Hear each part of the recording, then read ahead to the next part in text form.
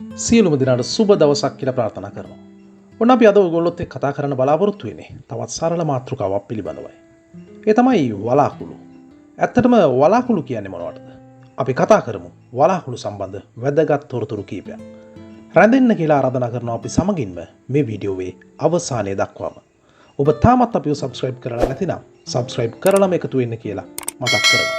ඒ අතරම මේ වීඩියෝ එක තවත් කෙනෙකුට බලන්න share කරන්න කියලා තිල්ලා සිටින අතරේ වීඩියෝ හොඳයි කියලා හිතෙනවා නම් පහලින් තියෙන කමෙන්ට් සෙක්ෂන් එකේ කමෙන්ට් එකක් දාන්නත් අමතක කරන්නට එපා.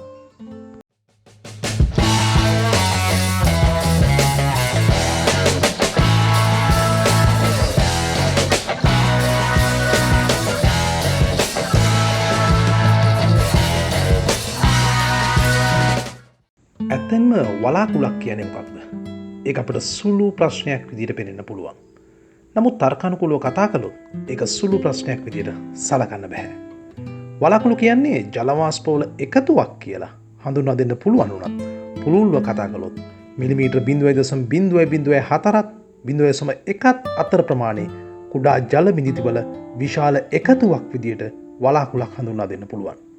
වලාකුළු හැදෙන්න හේතු වෙලා තියෙන්නේ ඉහළ ගිය ජල වාෂ්ප ඝනීභවනය වීමයි. සූර්යාගේ කිරණ මගින් නිරන්තරයෙන් පොළොව උණුසුම් කරන විට පොළොව අසල වාතයේ උණුසුම් වන අතර ඒ තෙතමනයත් රැගෙන ඉහළට ගමන් කරනවා. අපි මේ ක්‍රියාවලිය වාෂ්ප වීම ලෙසද හඳුන්වන අතර එසේ ඉහළ ගිය ජල වාෂ්ප ඇසට නොපෙනෙන වායුවක්වත් වායු ගෝලයේදී ඇසට පෙනෙන ජල බිඳිති හෝ අයිස් ස්පටික බවට ඝනීභවනය වෙන විට වලාකුළු සෑදීම සිද්ධ වෙනවා. මේ ආකාරයෙන් ජල බිඳිති හෝ අයිස් ස්පටික සෑදුණු පසු ඒවා අනෙකුත් ජල බිඳිති හෝ ස්පටික සමග ගැටීමෙන් හා එකට ඇලී සිටීමෙන් දිගට මේවා වර්ධනය වීම මගින් විශාල වලාකුළු ඇතිවීම සිදු වෙනවා. අවසානයේදී ඒවා වාතයේ පාවීමට නොහැකි තරම් බර වී වර්ෂාපතනය එහෙම නැත්නම් හිම හෝ හිම කැට වැනි වර්ෂාපතනයක් විදිහට පෘථුවියට පතිත වීම සිද්ධ වෙනවා. සාමාන්‍යයෙන් එකට බැඳිලා තියෙන විශාල වලාකුළක බර රාතල් මිලියන 1.1ක් පමණ වෙනවා කියලා ගණන් බලා තිබෙනවා.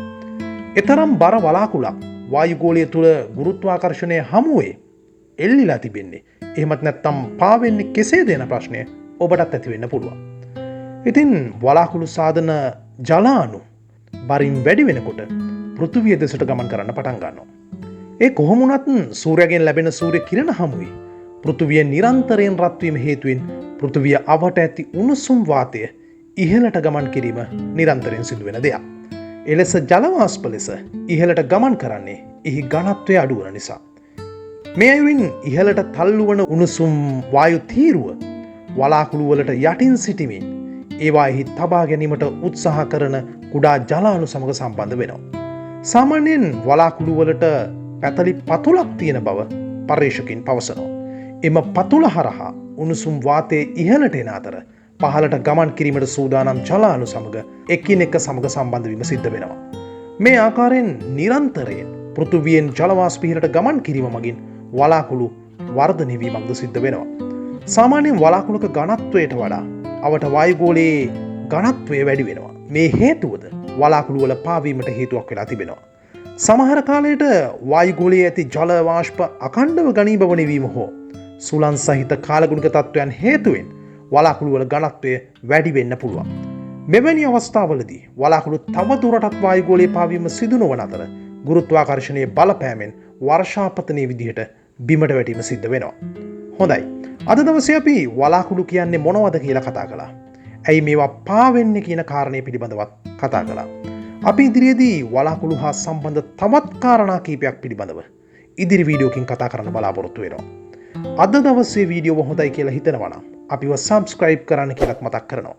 අදට අපි ඔබෙන් සමුගන්නවා. තවත් මේ වගේ සුන්දර වීඩියෝ එකකින් ඔබ හමු වෙනතුරු ඔබ සැමටම සුබ දවසක්.